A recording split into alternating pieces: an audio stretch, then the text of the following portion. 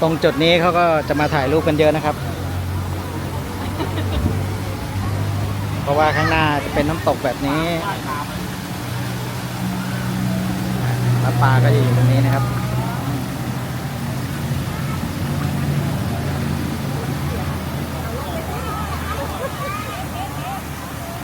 โอ้โห